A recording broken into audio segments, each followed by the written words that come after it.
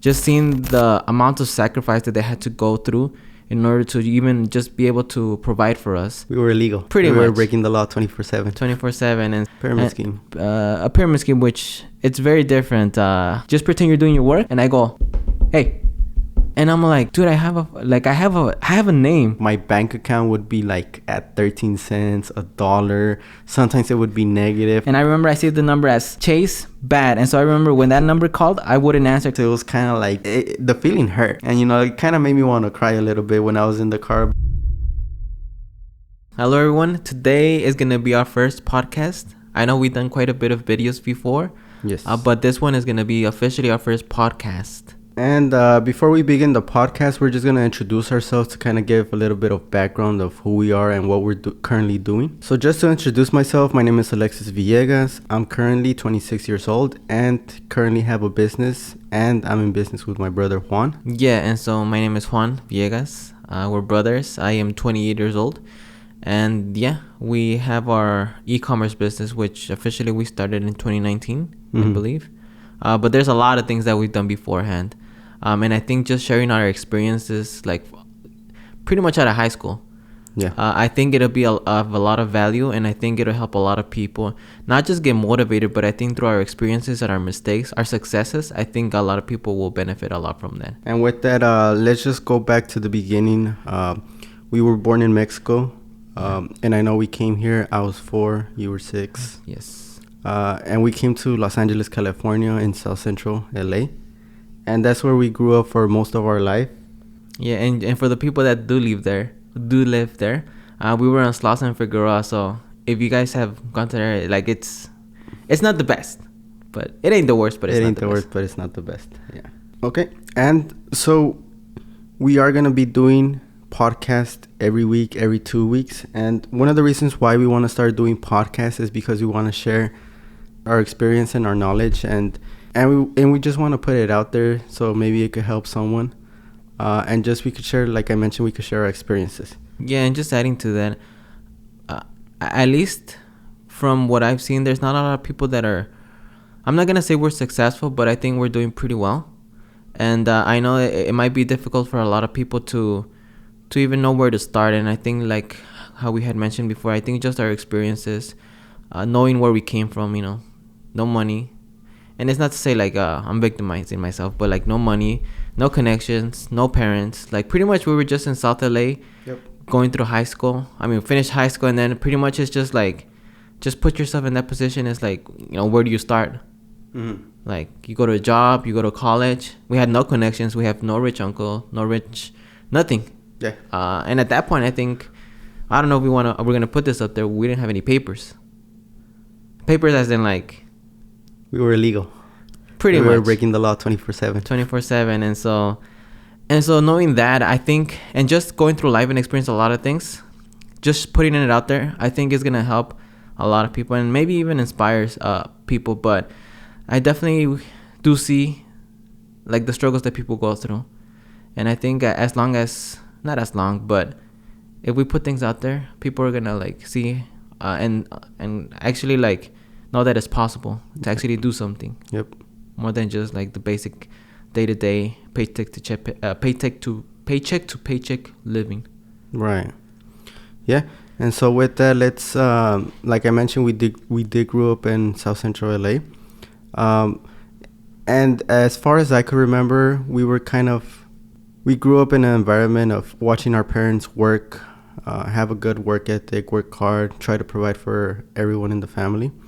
And seeing that, I know I started a little, you could say, side hustle, selling water and Gatorades. And I know you started something else. So like around 12, I started selling waters and Gatorades. I remember I wanted to, I don't know the real reason why I wanted to start, but maybe it was just to make a little extra money so I could buy myself things. So yeah, I started selling that around 12. When we used to play soccer in the team, I would grab a lonchera, pack the Gatorades and waters.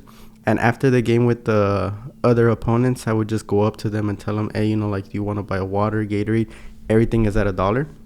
And I would sell out everything. And, I kept that up for a few games, probably like a month, 2 months. And then after that, I decided to just continue soccer because it was kind of like a hassle going back and forth.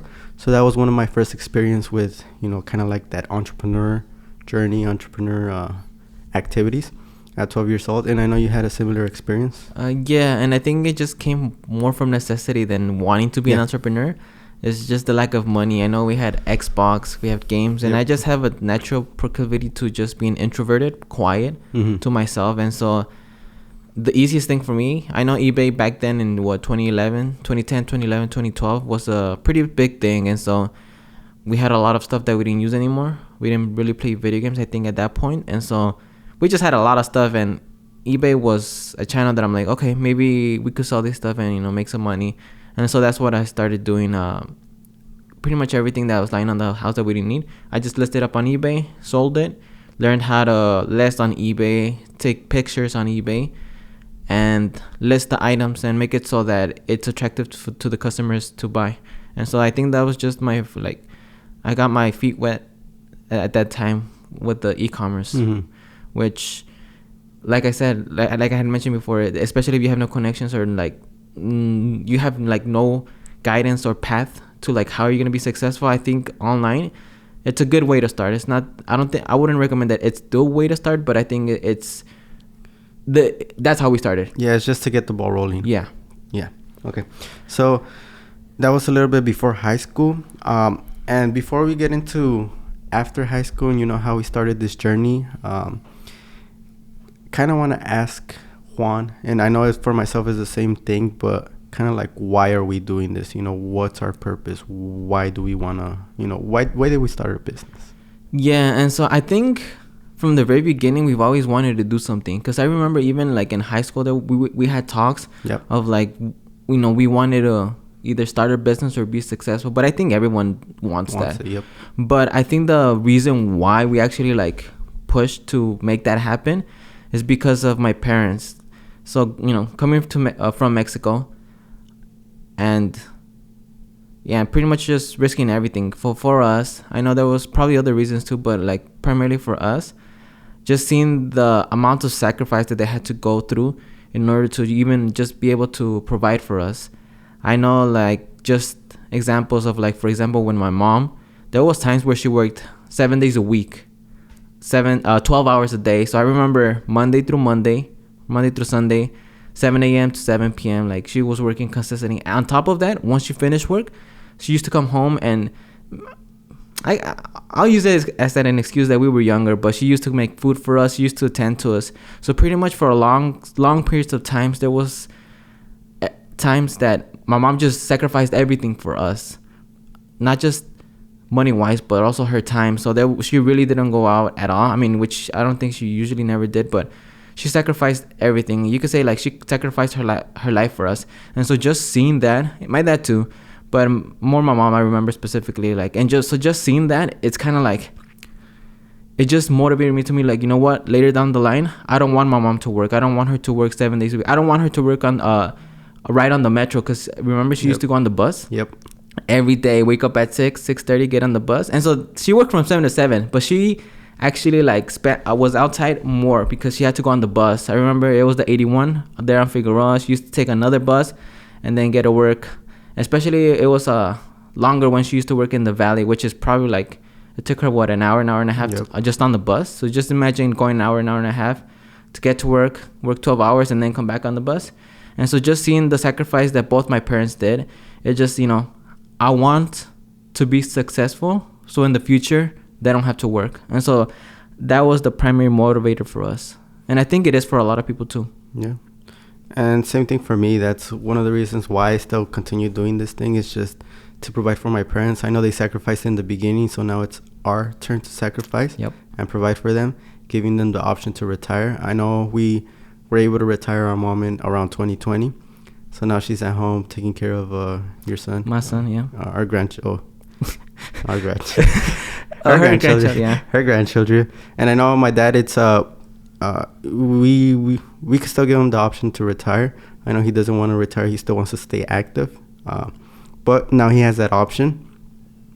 And same thing, just growing up, watching our parents basically struggle, working hard, but, only doing so much because, maybe they didn't have that knowledge. They didn't have that connection, like you mentioned. I remember an example in like around 2008, 2009. Our parents were really struggling. I remember there was a point where my parents couldn't find money to pay the rent. So we had to borrow from family members and, having to pay back and forth. And I know that was a big stress on my dad. I remember talking with our uncle. Like, it got to a point where, like, the stress was a lot.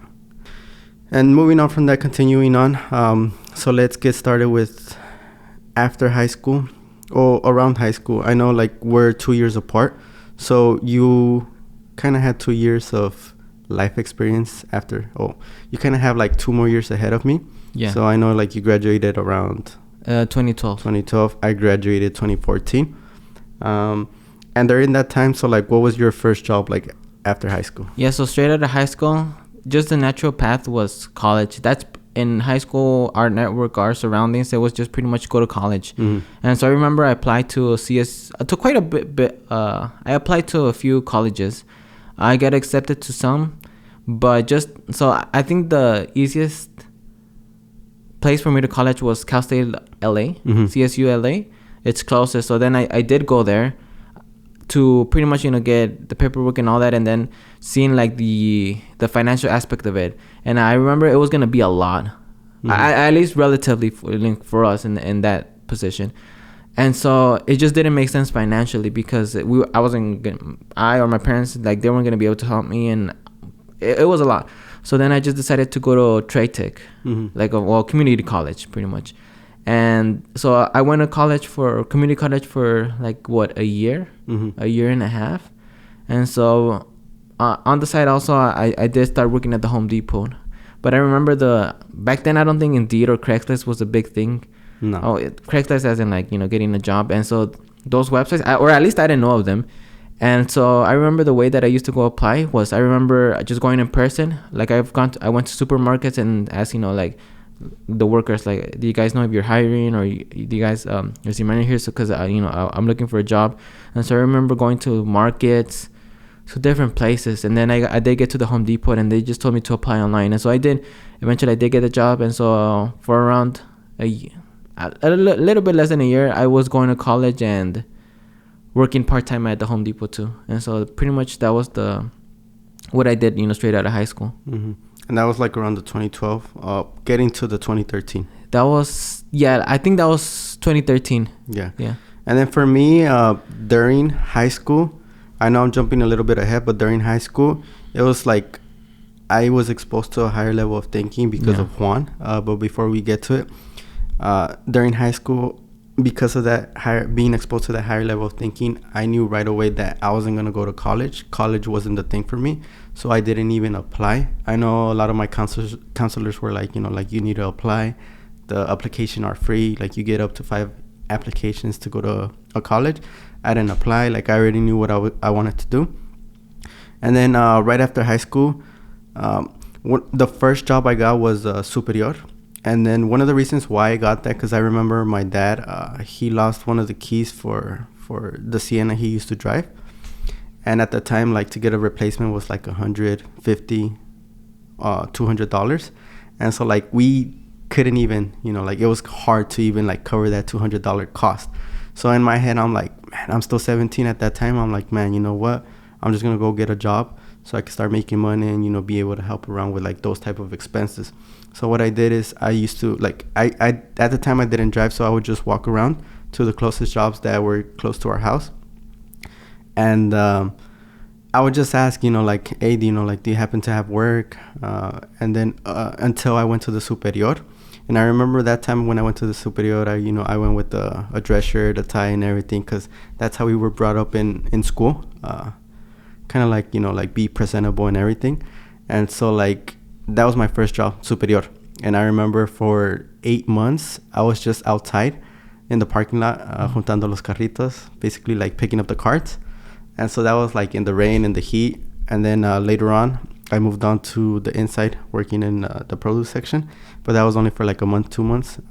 And then, after that, it just progressed from there.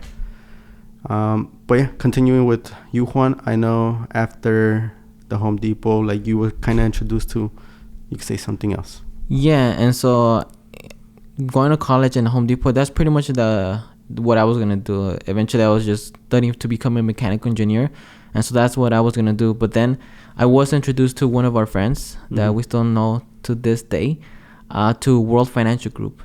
At the very beginning, like the first time I was introduced to me, like I didn't start going off with that, not mentality, but you Google things and you see like World Financial Groups, scam, they take your money, this and that. Pyramid scheme. A pyramid scheme, which it's very different. I think a lot of also people have that misconception of a pyramid scheme. World Financial Group or Primerica, they're pyramid schemes, which is not. A pyramid scheme is pretty much like an investment. Like you put money in, get returned, but there's no actual product or anything. And then eventually, and the whole basis is just getting people in or at least that's what I think, getting people in or put money in.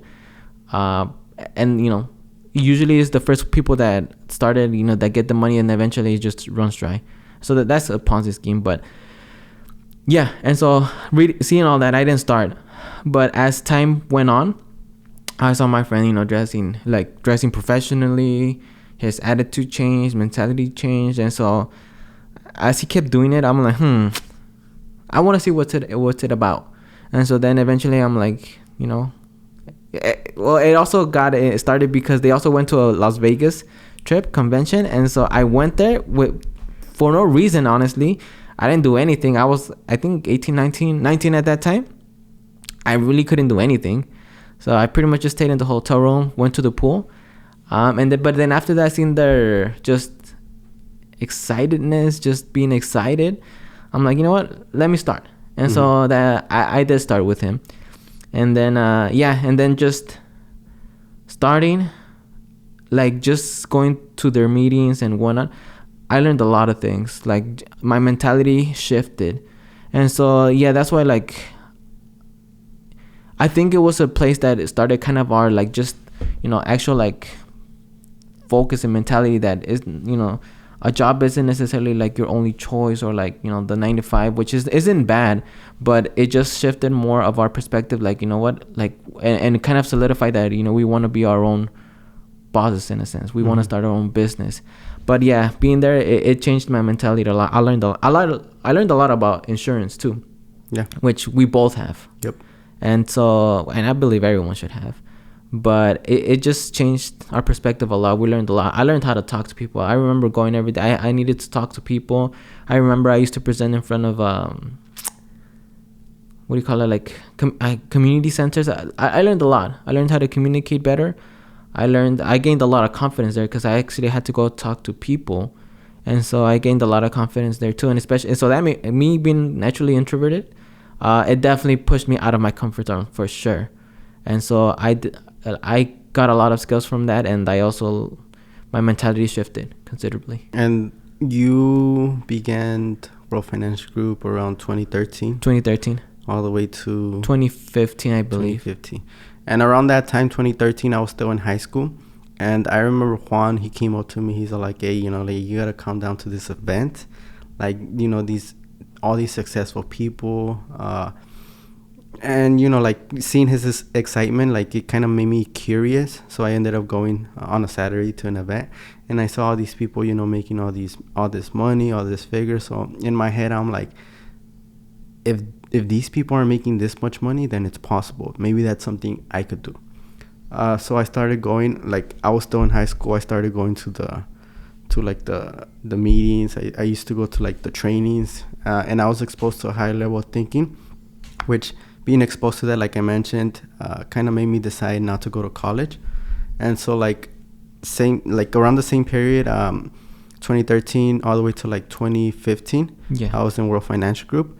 And then after that, we kind of like went our separate ways. Yeah, so I left the World Financial Group around that time too, and I think it's something that we believe that, like insurance, investments, we know that it's a necessity, but I think it wasn't the right path for us. And so I know you left first, then I left first, yep. And then so I started working with this attorney, I forgot what, the Maytian firm, or La Liga Defensora. I did start working there, And so pretty much what my job consisted is like just, the people that call, receiving their calls, either getting them to come to the office and selling them the services, or on the phone actually selling the services. And so pretty much that's what I was doing all day, every day. And so I did that for 2 weeks, 2 weeks, I think, until I got fired. And I got fired, which is probably a story for another day, but I got fired from there. So after that, I remember I started working at this e-commerce place. It was called Special Place. And right there, they sold clothing, pretty much like liquidation clothing from Macy's. And they listing them, taking pictures. I started working there. And so I did that for, I think another 2 weeks. 2 weeks. Yeah, it was pretty weak. It was pretty quick. And from that place, I got fired too. Which is a story, which that one I don't fully get. Like, they said something that I honestly don't know why they let me go. I think it was something about or something. I have no idea why, but they let me go. And then I started working at this. I think it was like psychologist or psychiatrist medical office. And so what I did there was pretty much, I think it was called I build insurances pretty much. And so like getting the insurances to pay. That's what I was doing. But at that place, and I think that's what kind of made me realize, you know what, coming from World Financial Group, all the successes, all the, be your own boss. Working there, I realized, man, we definitely need to do that. Because 3 days in, like, I remember, like, I just didn't like being like, and I think it could also be due to the management. It wasn't the best. I remember I was going like, just pretend you're doing your work, and I go, hey, and I'm like, dude, I have a name. Like, at least call me by my. We're only two, and you're going like, hey, and so that really bothered me like a lot. And I'm like, and so I went home, and then the next day I woke up, I'm like, that place isn't for me. So I'm like, I call him like, you know what, I appreciate everything. You don't even have to pay me, even though they did. They send me the check later. You don't need to pay me. Like, I don't think it's gonna. I forgot what I said, but it's pretty much not gonna work out. And so just having him tell me that, like, that, hey, I think it would bother you too. If I bothered everyone, I'm pretty sure. Yeah, and I'm like, okay, we're just two, and you're telling me, and he had a PhD, and he had and so I'm like, I don't know, but that's that. And so within a matter of, I think, a month, I had like 3 jobs, and okay, some of them were my fault too, probably, because the attorneys, I remember it was my fault that I was like, oh, it was fair. But then, going through those job experiences, I knew that, I wanted my own thing. But I still needed money. So I did end up going to another job, which is Play Stores or retail fashion outlet online. And so I started working there. And that's really where I saw just how an operation can be well run. Because working there, I'm like, I remember just working there, like, they had a really great compensation system, your base pay plus, the speed at which you went ahead and listed. So pretty much the place was dealing with online, eBay, Amazon, their own website. And so what they did was they also bought liquidation pallets, or they bought from manufacturers, because they were a relatively big company at that time. They had 70 employees. And so they got either overstock or liquidation to their warehouse, and pretty much it's just taking it out, making sure it's all good, and then listing and taking pictures and whatnot. And so what my job consisted of is getting the clothes that was already skewed and whatnot, and just pretty much getting the measurements, and writing out the description for the listing, and then taking pictures. And so I started working there. And then at that place, I worked there, I think, almost a year. But I learned a lot of things there too, like how well an operation can be ran. And yeah, I worked there for about a year. And so that was from that, I think that's how we started our next business. But yeah. I don't know if there's other things that you did too before that. Yeah. So after doing the door-to-door, which was Kirby, I only lasted there 3 months. And one of the reasons why I left was because of the compensation. I was 100% based compensation. So like the way I would get paid is for whatever I sold. So if I didn't sell, I wouldn't get paid. And the most you can make per sale was around between $200 to $500. depending if you present it and also close the sale. So it was like a little hard to make money.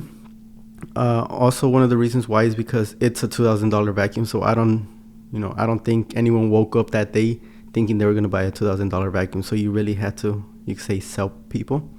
So that's one of the reasons why I left. And then after I left, I started working warehouse jobs. So that's primarily what I focused on, because it was the easiest way to make money. You just exchange your labor for money, your labor and time. So I worked, I think, 3 or 4 jobs in the span of a month. I would quit the jobs because I didn't like them. I remember one time I went in like around 8 p.m. to a job, and by 12 a.m. I already quit. And then one of the reasons, because the work was very tedious, I remember you had to open TVs, you had to attach an antenna, and so like my hand, like it was hurting by the end of the 4 hours. And maybe that's a little bit of complaining, but I just decided to leave.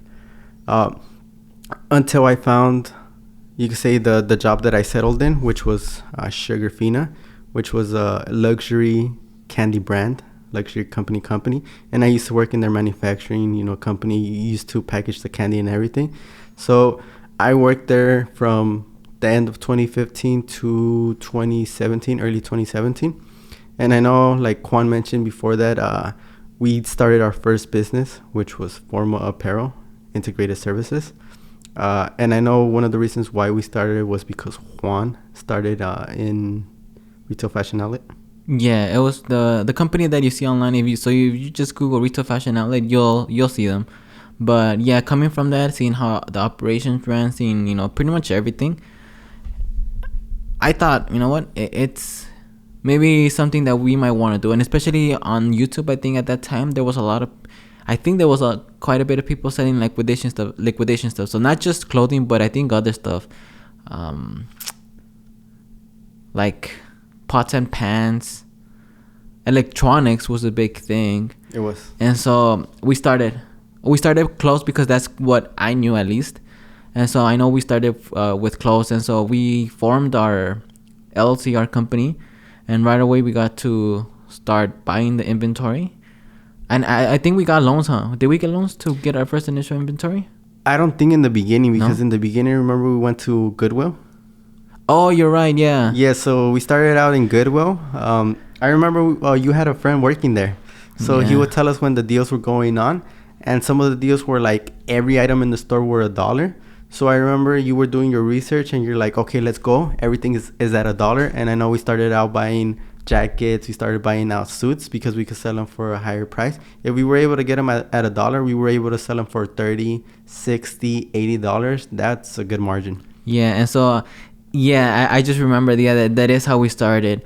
Going to like Goodwills, looking at for deals, looking at the good brands, the Hugo Bosses, the Canalis. The Canalis were rare, but brands like that, jackets. Because also coming from WG, that's something that we liked. Yep. Like suits, jackets, dress pants, and so that's what we knew, and that's what we liked. So that's where we started. And I remember we used to buy things for $1, $2, $3, and we used to sell them for like $50, $60, $80. And I think there was one time we found something good. I think the margins were like good. Yeah. So we spent like no less than no more than $5, and we got like, I think it was like around $200 for something. I forgot what it was. So I mean, the margins are great.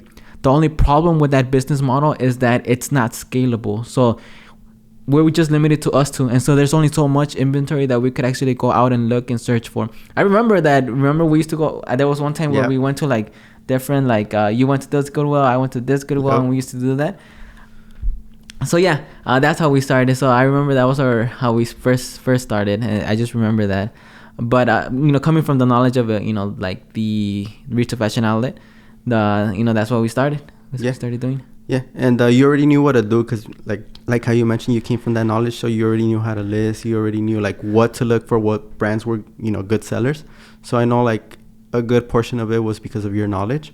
And I remember we started in the living room, remember? Yeah. So like we would like kind of like put all the clothes like in a box to make sure they were safe and whatnot. And whenever we had to list them, we would take them out. We would set up like we bought like some small lights, soft boxes, and then we would just like like our parents would watch us, list the clothes, take pictures of them. And so we started from our living room, and then later on we kind of moved on to a storage unit. Yeah. And then so we moved on to a storage unit, and we were doing good. And I know so and then so we moved to we had moved to a storage unit, but just for reference, we like at the beginning we were working out of our apartment, or my parents' apartment. Just for reference, that apartment was extremely small. Yep. It was a one bedroom. If I had to estimate, I think it was around like 300 to 400 square feet. Mm-hmm. And so that's pretty small for 4 people. And just imagine getting inventory and putting it there. Like, there was no space anywhere. And so then after that, we got a storage unit. And then from the storage unit, I think that's when we started. Okay, you know what? We're working, we're making money, but then also the business is making money. Mm-hmm. So then we decided to take it to the next level, you could say, and get a small unit, like a small warehouse. I remember. And then so that's where we got a small like unit. It was, I think, like 500 square feet. 500 square feet at $1 square foot. Yeah, it was pretty cheap. And so that's that's where we started again. Yeah. And so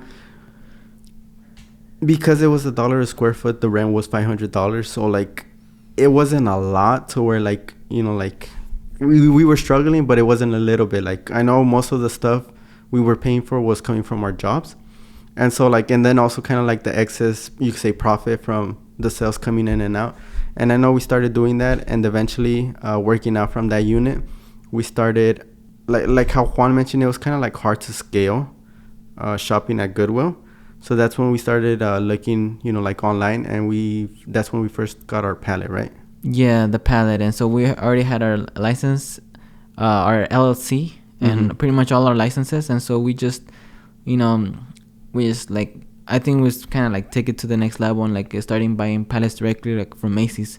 And so we were able, and so it's pretty easy, I think, getting but granted, you do have to have your company first, your LLC, to be able to purchase from them, and your seller's permit. So you just go to Macy'sLiquidation.com, Macy's Liquidation, or S with the plural at the end, and you just get everything set and you're ready to buy. And so I remember we went there, and we used to buy from there too. Then there's other websites too, like bstock.com, where there's a lot of sellers or a lot of companies that want to liquidate their stuff. You could buy from there too. And so from all these places, we got our inventory. Yes. And so we made quite a bit of purchases from them. So when did we start? We started in 2016. Around there. I don't remember the exact month, but we started in 2016. And just to give a reference, this was our first business. We really didn't know we didn't really know what to do. We just knew like the skills of, how to list, how to get the items, but everything else about business, how to scale, like how to take it to the next level, we didn't know. But granted, that first year from like mid 2016 to to the beginning of 2017, I remember we did around 30K in revenue. So that was our first year in business, which wasn't too bad. It was kind of like the same as making, at that time, minimum wage, your salary. And so like, little by little we progressed. We started getting better. And then we kind of got lucky. We got our breakthrough because it was the location we were at. It was kind of like part of a bigger building. And I know like people moved in, and they wanted the room we were in because they were growing a wheat farm. Remember that? So they wanted the location we were in. So the landlord, what he did is he accommodated us to a bigger unit at the same price. And I remember that was 1,300 square feet at the same price of $500. And so that allowed us to expand. And that was from 2017 to 2018. And so like little by little, we were continuing to buy pallets, growing our revenue. And then in that location, we only lasted a few months, remember? Because after that, like mid 2017, we moved on to our bigger unit because we were doing really good at that during that year. And I remember we moved to 2,000. No, it was kind of like 3,000 square feet, huh? 2,700 square feet. 2,700 square feet. It was a standalone building in Inglewood. We moved in there, and that's when we really started expanding. Yeah, so I think at that point, we moved to the Inglewood, and at that point we were also buying pallets, maybe 3 pallets. So we were spending in inventory like 8,000 at a time. Yeah. So we were buying pallets, and so yeah, that's pretty much where we just got the ball rolling. We knew exactly what to do. We, for the most of the day, we just listed, got the images, and that's pretty much what we were doing. And I think at that point we were doing pretty okay and pretty good. And so I think that was the time where we were like, okay, maybe we need a help. Yep. And so I think at that point that's also the time that we needed, we made our first hire. Mm-hmm. Yeah. And so 2017, I know. Okay, so our first year, 2016, like half of 2016 to the beginning of 2017, we made around 30K. 2017, that whole year, we jumped to 170,000 in revenue. So I know it's 170,000 in revenue, but that doesn't mean takeaway money. So I know we still had to buy inventory, we still had to pay expenses, the rent, utilities, fees, licensing fees. We still had to pay taxes. And then whatever little we had left, it was kind of like takeaway money.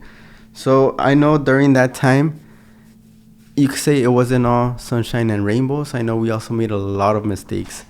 I know in 2017, one of the ways we kind of like got the funding to get the pallets was we got loans. So I know one of the loans I took out was a loan, and it was for $18,000, and that was just to fund the purchasing the pallets. And that's kind of like where one of our first mistakes came in, because we were buying the pallets, they were doing good, but we went into the assumption that every pallet we were gonna get was gonna be really good. And as we later learned, that wasn't the case.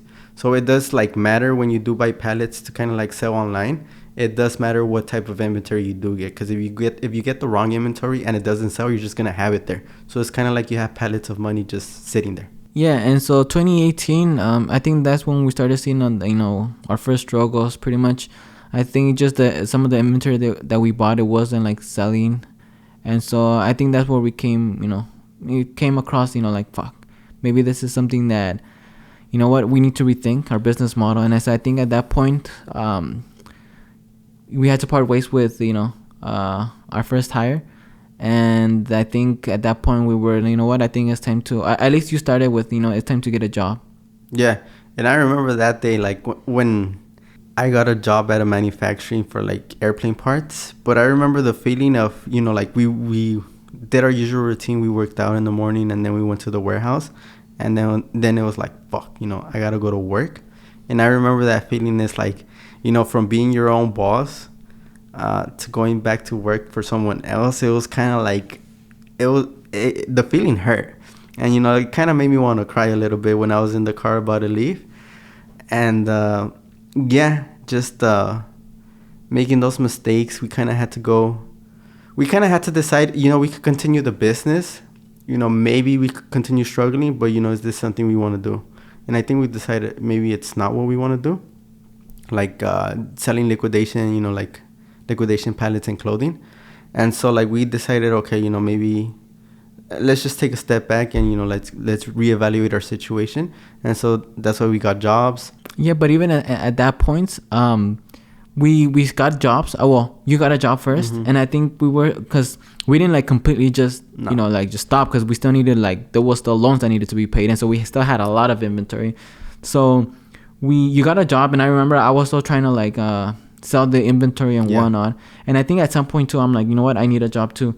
And so, but I think at the same time while we were working, we were still trying to sell the inventory. And then maybe when there were good deals, we bought too. And so I think it just came like, we just scaled back significantly. Yeah. We didn't have a warehouse. We didn't have all these stuff. So we just scaled back and got jobs. Yeah, and I think one of the reasons why we also got jobs was because we had a lot of loans that we had to take care of. So that was one of the main reasons why we got loans. Jobs? Why we got jobs was because we needed to pay off the loans. So like how Juan mentioned, I got a job first, and later on he got a job. But then we were still selling the items we had left over from formal apparel to kind of like cover the loans. And I remember during that time, it was 2018. Like to the beginning of 2019. So it was kind of like a year of a lot of struggles. Yeah, and I think that was the most intense, because I remember like 100% of our paychecks were going to the bare necessities and then paying off the loans. So I remember we both had loans. Mm-hmm. I know you got one. We pretty much got the same amounts. Like I think 18 and 18, I think, or somewhere around there. So yeah, somewhere around there. And so it was just going to the pay off the loans. Not including the credit card loans? The credit card loans, pretty much, yeah. Like for like several months, 100% of our income was going back to pay off the loans, the bare necessities. So there wasn't like, going out or anything like that. And so, yeah, and we were like, and then luckily also our landlord that we had at the time, they were really cool. And then they understood. And so they got us off our lease, and so that really helped us a lot too, because I can't imagine paying $3,000 a month in rent. We wouldn't struggle. We wouldn't be able to do it, especially at our income level back then. Like we wouldn't have been able to do it. And so yeah, I remember that time, like I think we did the math and together with like both of our loans, the credit card loans, and I know we had taken out cars during that time, Priuses. Together it was like over $80,000 in loans, like in debt. And in that at the age of 22, 23. Yeah, so that was a big learning experience. And like I mentioned, it was like I think it was around April, like April of 2018. And I know we struggled for a whole year. Like you mentioned, we didn't go out, and this is, you could say, my side of the like living through that. I didn't have money. We would like whatever little money we had from our current jobs, everything would go back to paying off the loan. So like my bank account would be like at 13 cents, $1. Sometimes it would be negative. I didn't have money to go out. I didn't have money to buy myself clothing. Like I would wear the same clothing. Like what I would do is I would just buy like you could say the 5-pack white shirts or the 5-pack black shirts, and just wear that every day. That was my uniform, which I still wear that to the day. Like it's just I'm very simple. But yeah, I didn't have money to do anything. I remember for that time, I didn't go out at all. Like I didn't go out with friends. I didn't go out in general. And one of the reasons why is because I just didn't have money. Like my credit cards were maxed. My debit card in my bank account, it was like 13 cents. And then there was times they were negative. And then it was negative for like a few weeks. So like I would get charged fees. And I know you had a similar experience. Yeah, there's a lot of things that we went through, but I remember there was a lot of things that I remember, and specifically like when we went in the negatives. Yeah. Because I remember we at Chase, we didn't have a lot of money, and I remember there was this one time where I needed gas. I only had like $5 in the bank account. I'm like, but I need gas. So I'm like, you know what? I'm gonna go overdraft anyway. So I'm like, you know what? I just went to the gas station. I just put my card in. I know there was only like $5 there, and I'm like, screw it. I just filled up the tank, and you know what? Minus 30. The next day is 20. I think it was a $30 $30 overdraft fee. Oh fuck! I expected it. I'll pay it off. Turns out that we need to pay other stuff too. So I'm like, I can put it back at a positive. So 2 weeks pass, and so they charge another, I think, $15. And so I'm like, banks aren't for like the poor people, because I'm like, so the bank charges you for being poor, for being overdraft. 2 weeks pass, and it's like, okay, the bank says you're still poor, I'm gonna charge you another 15. So I could see how like a lot of people actually get into like that and can't get out of that hole, because I'm like, and that's one of the things that I'm like, fuck. And I remember Chase calling too, and I remember I saved the number as Chase Bad. And so I remember when that number called, I wouldn't answer, because they were all like, hey, we just want to let you know you're minus 50. Like, so when are you gonna put money in the bank? I'm like, and so at some point I'm like, I saved it. I'm like, I'm not gonna answer this number. And so yeah, and so just remembering that is like being in that situation. I'm like, fuck, the bank charges you for being poor, and then if you continue to be poor, they charge you more. So at that point, yeah, it's like in my head, I'm like, the banks aren't for poor people. And who do you bank with right now? I still bank with Chase. Nice. Yeah, and so like, I mean, now that we're not in that, we're not as poor anymore. It's just super convenient. It's at least from what I've like experience chases the best bank, at least for us. Yeah. And that's with any bank. If you would have gone overdraft with any other bank, it would have been the same story. Yeah.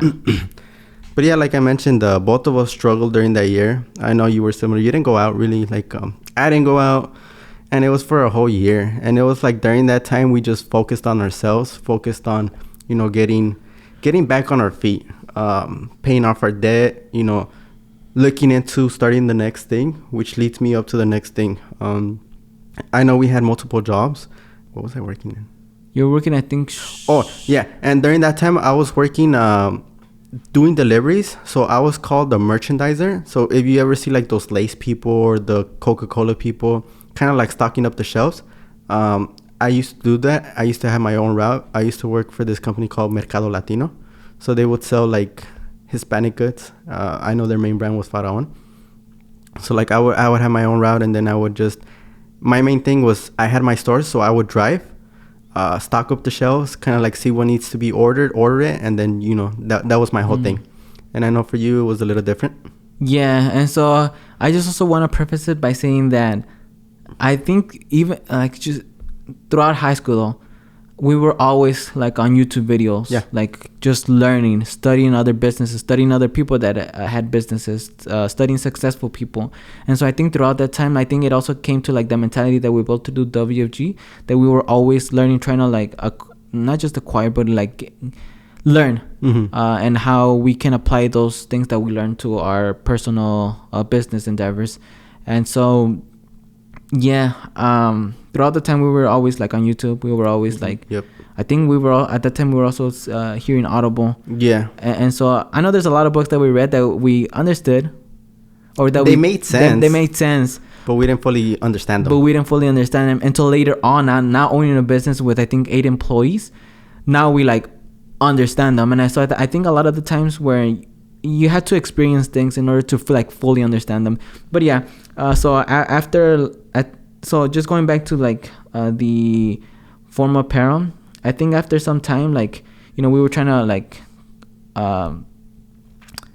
we sold, you know, our excess inventory. We scaled back significantly, but at some point I'm like, you know what, I need a job too. So then I think it was late 2018 or somewhere around there, I started working at my last job. Okay. But at that time also we were still selling the clothing. We were still selling excess inventory. And so I remember I started at my job, and it was pretty much dealing with a vinyl wrap. They used to sell vinyl wrap, and from there it was a small business. I learned quite a bit of stuff, at least when it came to vinyl wrap or films in general. And but we were still selling clothing on our spare time. So we had our 40-hour work week, but at the same time, like, we used to wake up really early, work on, you know, selling our inventory, working on selling, you know, because we still had the business going. We still purchased stuff here and there. Working on our business, and then after work we used to continue working on our business too. So I remember there was time that there were long days, then weekends too. Yeah, but that's something we had to do. It was like we saw no other option. No one was gonna pay off our loans. No one was gonna, you know, help us out. It was just like us trying to get better, you know, trying to get back on our feet. So yeah, we were just working, you know, working at our jobs and working in our business.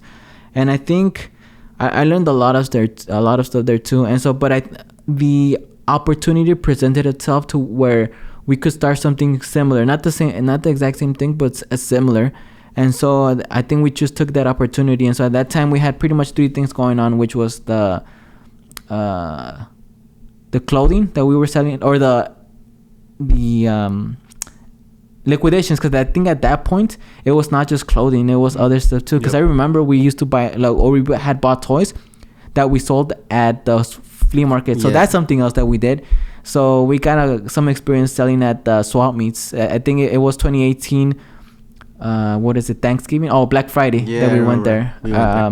So yeah, we used to have like our liquidation business, our jobs, and then we also had we didn't start, but we had the pre-cuts going on for us too. And so, yeah. And then at some point, I think the pre-cuts for the other business, Bogartech, it just started doing better than the liquidation. So I think at that point we were all like, it doesn't make sense to continue doing the liquidation, and I think we still have some excess inventory. We still have it to this day. And so we're like, you know what, it doesn't make sense, so let's just transition fully. And then I remember I stopped working. Well, you stopped working first, right? Yeah, so during that time, when we started our current business, Bogartech Designs, I remember I had a route, so I didn't have a set location. So like as soon as I finished my route, I was done for the day, but I would still get paid for 8 hours.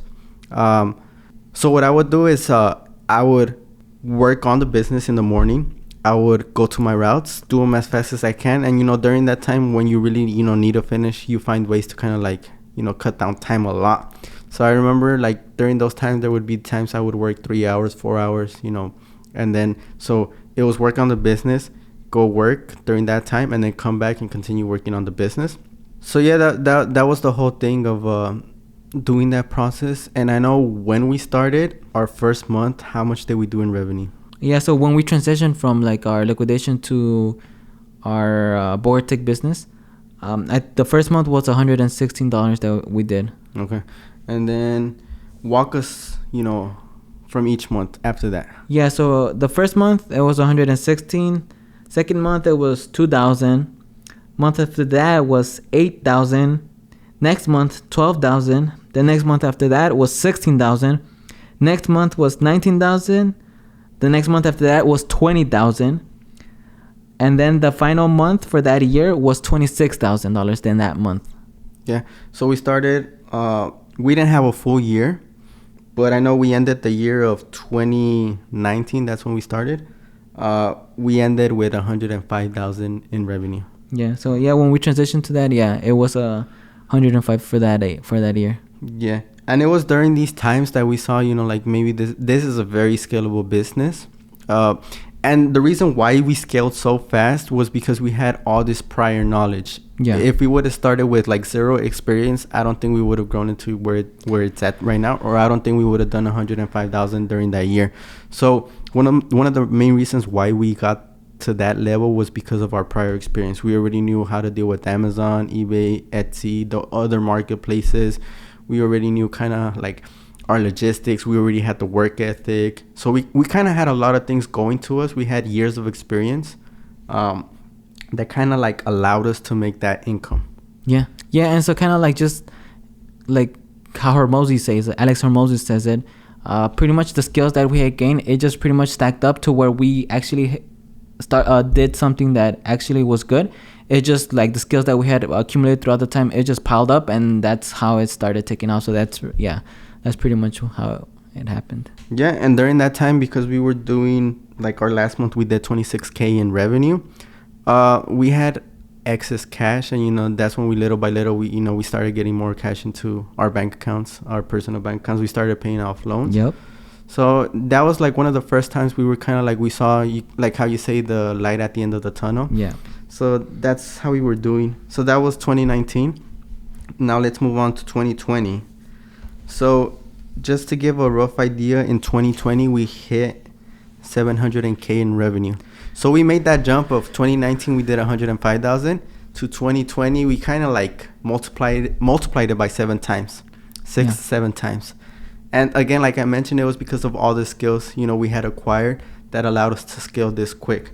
So kind of like let's just walk through 2020. Yeah, so 2020 we hit 700K. I remember we were renting us like, I think, I honestly forgot, but like a small office or a small office. And then as there was growth, we started, we knew that we had to kind of get a bigger place. And so we got I think a 2,000 square foot office in Huntington Park. Yep. And so yeah, it was just pretty much doing the same thing, listings, images. And so it was, a lot of the things were repetitive, but we knew what to do based on our previous knowledge and experiences. And so it was just constantly of the same thing. And at that point, I think we also got our first hire for Bogartech. So yeah, around 2020 we were just doing the same things. It was like we weren't doing anything fancy. We just needed to do what needed to be done. And like I mentioned, 2020 we hit 700 and like around the 700,000s. And so yeah, we just repeated the same thing the whole time. And then come 2021, that was the year we finally hit 7 figures in revenue. Yeah, in revenue. Yeah, so honestly, like, there wasn't nothing special. We weren't trying to, like, it was just continuous, like, doing the same thing, listing new products, fulfilling good customer service. And so we did a lot of that, and it just naturally grew. And then 2021, pretty much the same thing. I don't think nothing changed. That year, I think we hit 1.8, right?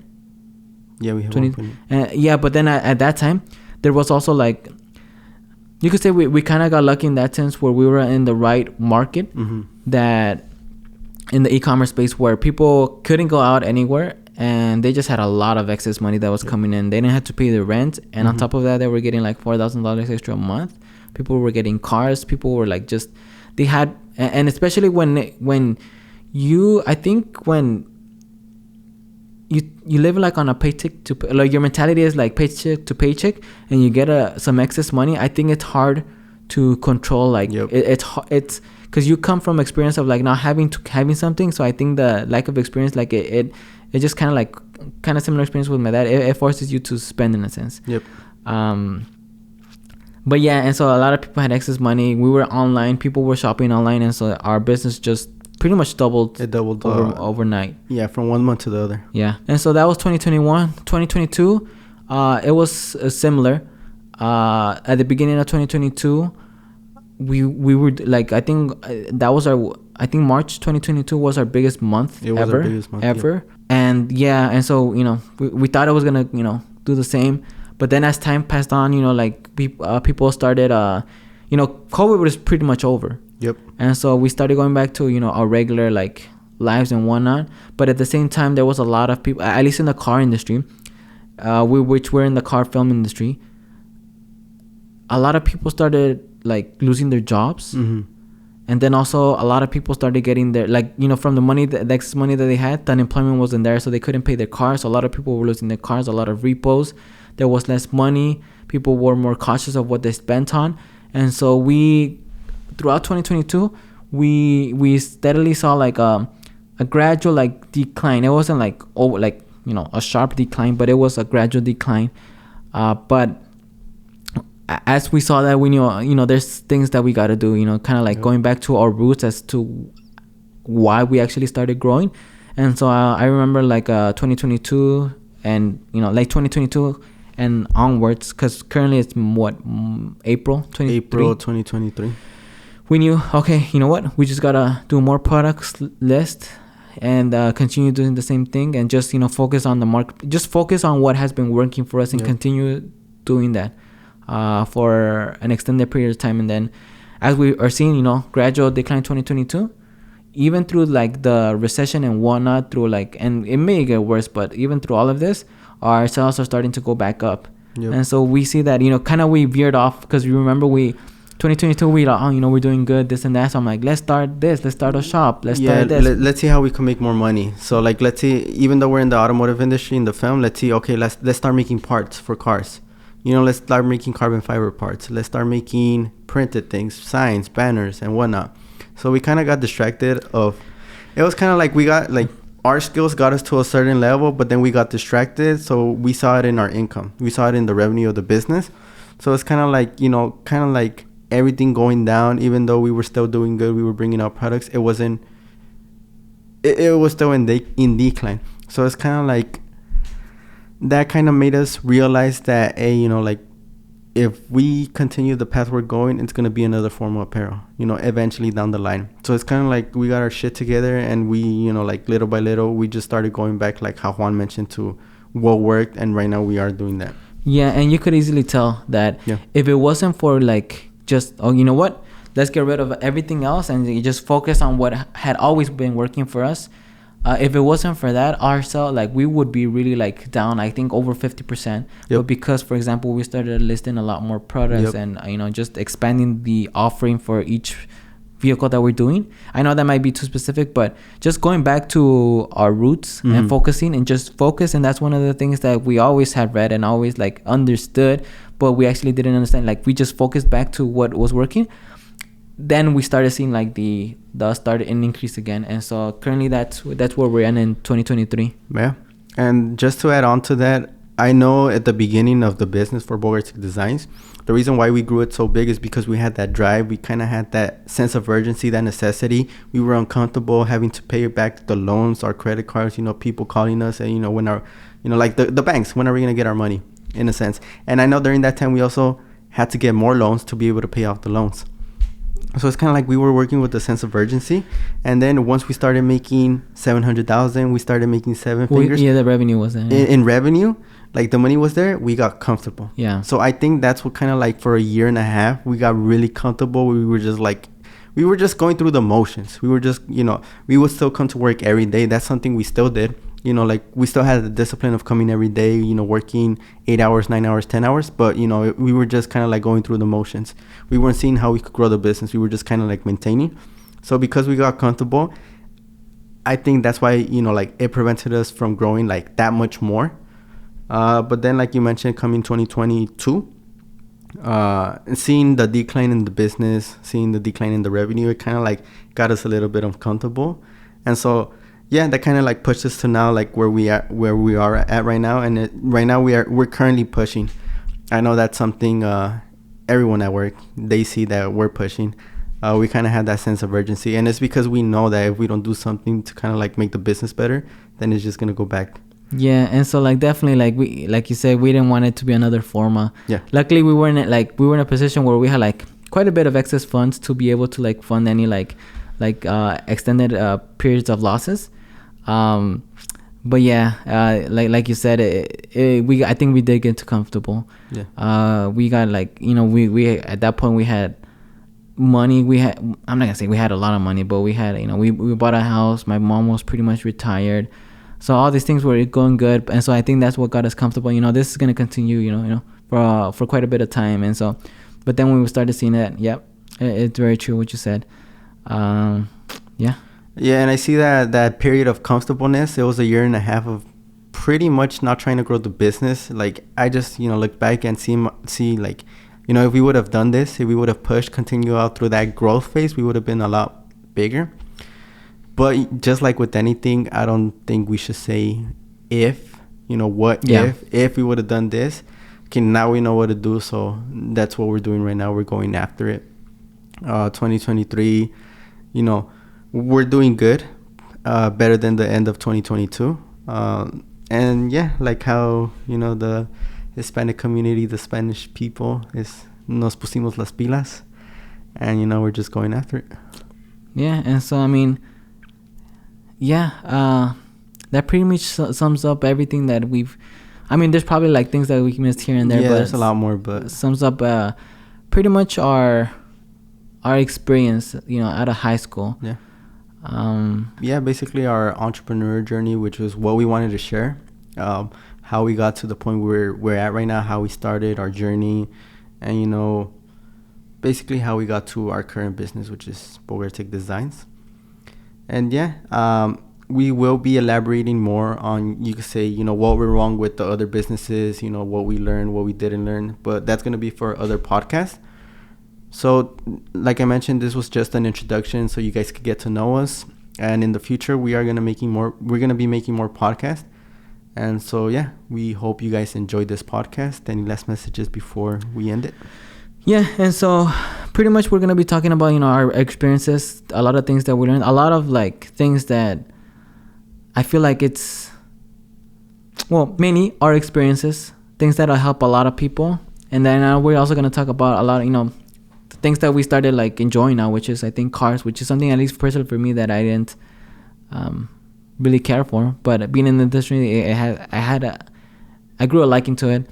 Yeah. And just I think the experiences, going into details about some of the things that we went through, and not just went through, but some of the things that we learned and some of the things that we can help people with. Yep. I think it's definitely going to be a lot of knowledge that can be learned from that. Yeah. And so I mean, I guess my final thoughts.